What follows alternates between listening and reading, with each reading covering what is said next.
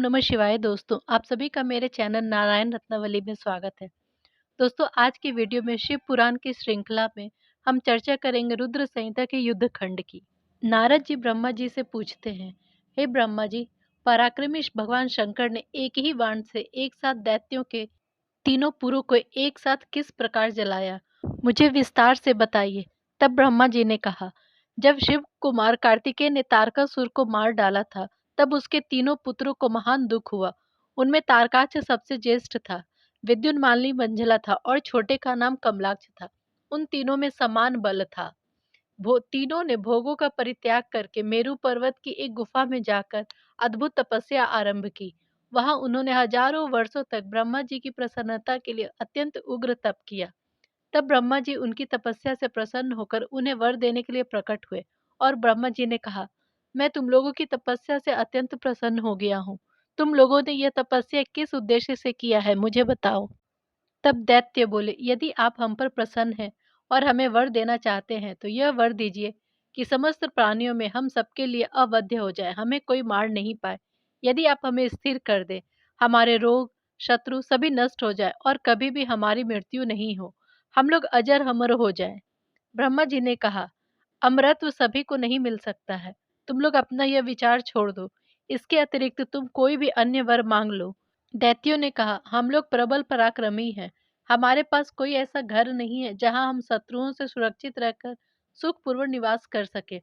अतः हमारे लिए आप ऐसे 3 नगरों का निर्माण करा दीजिए जो अत्यंत अद्भुत और संपूर्ण संपत्तियों से संपन्न हो और देवता भी जिसका कुछ बिगाड़ न सके। आप तो जगत गुरु हैं। हम लोग ऐसे पुरों में रहकर धरती पर विचरण करेंगे। इसी बीच तारकाक्ष ने कहा कि विश्वकर्मा मेरे लिए जिस नगर का निर्माण करे वह सोने का हो और देवता भी उसे भेद नहीं पाए। कमलाक्ष ने अपने लिए चांदी के विशाल नगर की स्थापना करने को कहा और विद्युन्माली ने अपने लिए वर्ज के समान कठोर लोहे का बना हुआ नगर माना। ये तीनों पूर्व मध्याह्न के समय चंद्रमा के पुष्य नक्षत्र पर स्थित होने पर एक स्थान पर मिला करें और आकाश में नीले बादलों पर स्थित होकर ये एक के ऊपर एक रहते हुए लोगों की दृष्टि से ओझल हो जाए। 1000 वर्ष के बाद ये तीनों नगर आपस में मिले और एकाकी भाव को प्राप्त हों, अन्यथा नहीं। उस समय भगवान शंकर एक असंभव रथ पर बैठकर एक अनोखे बाण से हमारे पुरों का भेदन करे।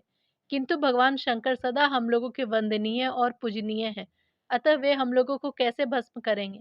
मन में ऐसा विचार लाते हुए उन तीनों ने ऐसे दुर्लभ वर को मांगा। उन दैत्यों का कथन सुनकर सृष्टिकर्ता ब्रह्मा जी ने शिव जी का स्मरण करते हुए कहा, अच्छा ऐसा ही होगा। फिर मैं को आज्ञा देते हुए कहा, हे मैं, तुम सोने चांदी और लोहे का 3 भवन बना दो। धैर्यशाली मैंने अपने तपोबल से नगरों का निर्माण करना शुरू कर दिया। उसने तारकाक्ष के लिए स्वर्णमय, कमलाक्ष के लिए रजतमय और विद्युन्माली के लिए लौहमय ये तीनों प्रकार के उत्तम दुर्ग तैयार किए। ये पुर क्रमशः स्वर्ग, अंतरिक्ष और भूतल पर निर्मित हुए थे। नगर कल्प वृक्षों से व्याप्त और हाथी घोड़ों से पूरी तरह से संपन्न थे। उनके दुर्ग कैलाश शिखर के समान ऊंचे और चंद्रमा के समान उज्जवल थे। प्रत्येक महल में शिवालय और उसमें शिव भक्ति परायण ब्राह्मण सदा निवास करते थे। इस प्रकार तीनों पुरों को प्राप्त करके महाबली तारकासुर के पुत्र उनमें प्रवेश कर गए और सभी प्रकार के सुख सुविधाओं का उपयोग करने लगे। पुण्यकर्मा राक्षसों को वहां निवास करते हुए एक बहुत लंबा काल बीत गया। तब उनके तेज से दग्ध हुए इंद्र आदि देवता दुखी होकर ब्रह्मा जी की शरण में गए और उनसे अपना दुख प्रकट किया। ब्रह्मा जी बोले, हे देवताओं, आप लोग उन दैत्यों से बिल्कुल मत डरिए। इंद्र सहित सभी देवता शिव जी से प्रार्थना करें। यदि वे सर्वाधीश प्रसन्न हो जाएं, तो आप लोगों का कार्य पूर्ण हो जाएगा। देवताओं ने शिव जी से कहा, हे महादेव, तारक के पुत्र तीनों भाइयों ने मिलकर इंद्र सहित समस्त देवताओं को परास्त कर दिया है।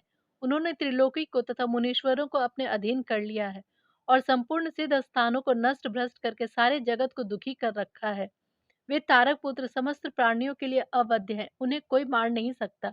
इसीलिए वे अपने स्वेच्छानुसार सारे कार्य करते रहते हैं। भगवान शिव ने कहा, वे दैत्य मेरी भक्ति और सेवा में मग्न हैं, इसलिए जब तक वे वेद और शास्त्रों के धर्म से विमुख नहीं होंगे, तब तक मेरे द्वारा उनका कोई अनिष्ट करना संभव नहीं है। इसलिए आप देवतागण विष्णु जी से बात करें। तब ये सभी देवतागण भगवान विष्णु के पास गए और अपनी परिस्थितियों के बारे में बताया तथा भगवान शंकर के विचारों को भी व्यक्त किया। तब भगवान विष्णु ने कहा, जब तक वे शंकर जी की पूजा करते हैं और पवित्र कृत्य करते हैं, तब तक उनका नाश नहीं हो सकता। इसलिए अब कोई ऐसा उपाय करना चाहिए कि जिससे वहां से वेद धर्म चला जाए। तब विष्णु जी की माया से वहां अधर्म का वास हो गया। शिव, विष्णु, सूर्य, गणेश आदि का पूजन सब समाप्त हो गया। तब माया तथा अलक्ष्मी उन पुरों में जा पहुंची। तब से प्राप्त लक्ष्मी जी वहां से चली गई। इस प्रकार वहां धर्म का विस्तार हो गया। जब शिवेच्छा से भाइयों सहित उस दैत्यराज की तथा मैं की शक्ति भी चली गई। तब सभी देवताओं ने भगवान शंकर से प्रार्थना की और कहा, हे प्रभु, उन दैत्यों ने हमारे भाग्य से सभी धर्मों का परित्याग कर दिया है। अब हम आपकी शरण में आए हैं प्रभु। अब आप उन दैत्यों का वध कीजिए।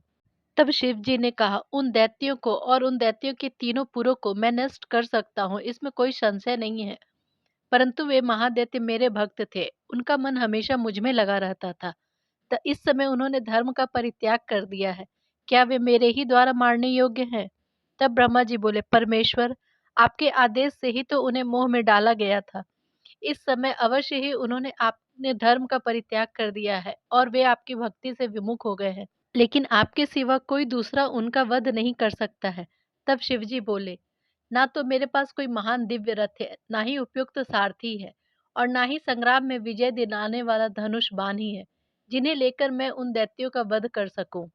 सभी देवता प्रभु के वचन सुनकर प्रसन्न होते हुए बोले, हे महेश्वर, हम लोग आपके लिए रथ आदि उपकरण बनाकर युद्ध के लिए तैयार करते हैं। फिर भगवान शंकर की आज्ञा से विश्वकर्मा ने संसार के कल्याण के लिए सर्वदेवमय दिव्य तथा अत्यंत सुंदर रथ का निर्माण किया। ब्रह्मा जी उस रथ के सारथी बने और शिव जी के रथ पर चढ़ने के बाद वह रथ उन बलवान दानवों के आकाश स्थित तीनों पुरों को नष्ट करने के उद्देश्य से चलने लगा। रथ पर चढ़ने के बाद भगवान शंकर ने पाशुपत व्रत की चर्चा की और कहा, जो इस दिव्य पाशुपत व्रत का आचरण करेगा वह पशुत्व से मुक्त हो जाएगा। उन परमात्मा महेश्वर का यह वचन सुनकर ब्रह्मा, विष्णु सभी देवताओं ने कहा, ऐसा ही होगा। इसलिए हे वेदव्यास, देवता और असुर सभी उन प्रभु के पशु हैं और पशुओं को पाश से मुक्त करने वाले रुद्र भगवान शंकर पशुपति हैं। तभी से उन महेश्वर का यह कल्याणकारी पशुपति नाम भी सभी लोकों में प्रसिद्ध हुआ। जब भगवान शिव युद्ध सामग्रियों से युक्त होकर रथ पर बैठकर त्रिपुर के दैत्यों को वध करने के लिए जा रहे थे, उसी समय आकाशवाणी हुई, आप तब तक त्रिपुर का नाश नहीं कर सकेंगे जब तक आप गणेश जी का पूजन नहीं करेंगे। यह वचन सुनकर सदाशिव ने भद्रकाली को बुलाकर भगवान गणेश जी का पूजन किया। जब महादेव जी गणेश जी का पूजन कर रहे थे, उसी समय वह तीनों पुर शीघ्र ही एक में मिल गए। उसी समय जगतपति ब्रह्मा तथा विष्णु जी ने कहा, हे परमेश्वर, अब इन दैत्य तारक पुत्रों के वध का समय आ गया है, क्योंकि इनके तीनों पुर एक स्थान में आ गए हैं। आप वाण छोड़िए और त्रिपुर को भस्म कर दीजिए। शिवजी के द्वारा छोड़े गए तीव्रगामी उस विष्णुमय वाण ने त्रिपुर में रहने वाले उन तीनों दैत्यों का वध कर दिया। इसके साथ ही सैकड़ों दैत्य हाहाकार करते हुए उस वाण की अग्नि से भस्म हो गए। उस अग्नि ने केवल विश्वकर्मा मैं दानव को छोड़कर सभी को भस्म कर दिया। मैं दानव, जो शिवजी की कृपा के बल से जलने से बच गया था, वह शिवजी के चरणों में लौट गया और भक्ति पूर्वक उनकी स्तुति करने लगा। शिव जी ने कहा, मैं तुझ पर प्रसन्न हूँ। मैं तू वर मांग, मुझसे क्या चाहता है, मैं उसे अवश्य पूरा करूंगा। मैं बोला, हे देवादिदेव महादेव, यदि आप मुझ पर प्रसन्न हैं तो मुझे अपनी शाश्वती भक्ति प्रदान कीजिए। मैं सदा आपका भक्त बना रहूं। महेश्वर ने कहा, तू मेरा भक्त है, इसमें कोई शक नहीं है। अतः तू मेरी आज्ञा से अपने परिवार सहित वितल लोक को चला जा। भगवान शंकर की आज्ञा से मैं वितल लोक को चला गया। उसके बाद महादेव जी देवताओं के उस महान कार्य को पूरा करने के बाद देवी पार्वती अपने पुत्र और संपूर्ण गणों सहित अंतर्ध्यान हो गए।